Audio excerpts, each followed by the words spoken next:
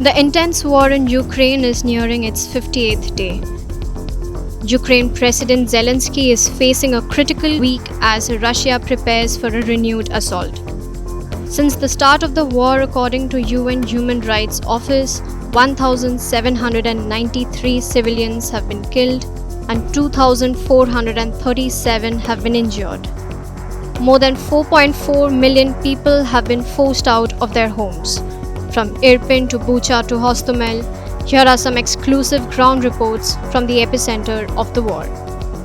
The battle-scarred town of Irpin now stands as an example of Ukrainian resistance and of Russian defeat. The battle lasted for a month and ended with Ukrainian forces recapturing the city.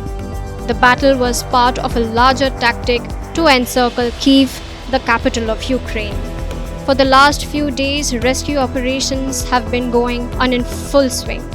I know they're coming here, and when they're coming here, our troops start shooting him, and he try make very fast forward. But I think for damage, like have this car, they trap to the anti-tank mine. You will see. You will see the holes. You will see the holes. And he jumped to the anti-tank mine with two That's okay. So wheels, with two wheels, and boom.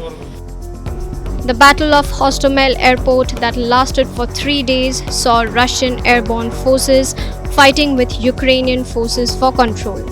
The airport holds strategic value as it is located less than 10 kilometers from the Ukraine capital of Kyiv.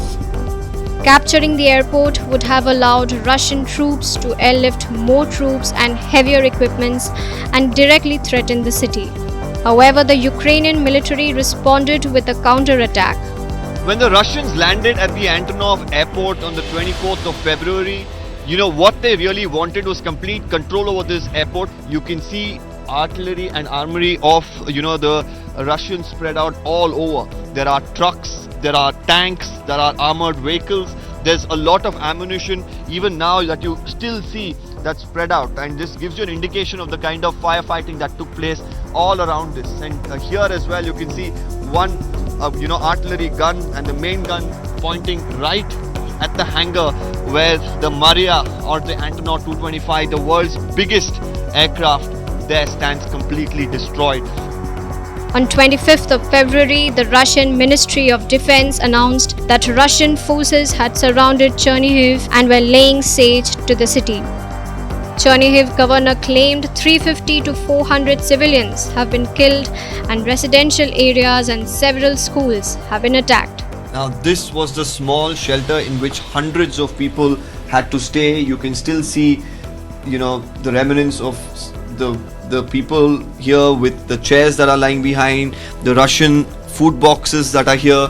There are some little bit of bedding, little bit of food that is remaining, but this was marked by the Russian soldiers to keep a count of how many people there were inside. You can see these are the names of the people who were shot dead or killed by the Russian soldiers. That finds a mention here. You can also see that most of them who are here, they've mentioned the month. They've said from March 4th they have been here, and all the dates that they have recounted, each day at a time, marked while they were sitting inside these shelters. And these are the people who lost their lives while being here, not able to get enough food, not able to get enough medication. And overall, you can just imagine in such a small area, hundreds of people being forced to live here as there was consistent firing that was taking place outside, the fear for their lives, the fear for their loved ones, and all of this combined, having to go through the horrifying experience of staying here, left many people dead. And of course, the people who survived, even till today, are completely traumatized. The Battle of Bucha lasted for 5 days and ended with the withdrawal of Russian forces. The battle was part of a larger tactic to encircle Kyiv. After Russian forces withdrew from Bucha, reports of uncovered atrocities of the Russian military attracted huge international attention. But what I'm going to show you now is probably the darkest and the grimmest side of war. Civilians killed. You can see here dozens of bodies dumped in a mass grave that we have spotted right next to a church.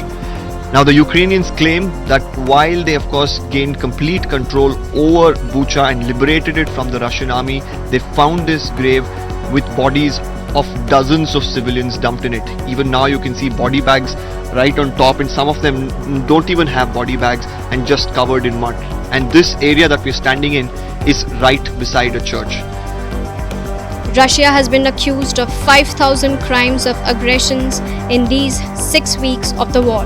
Ukrainian President Zelenskyy has said that the next few days of the war are going to be more crucial.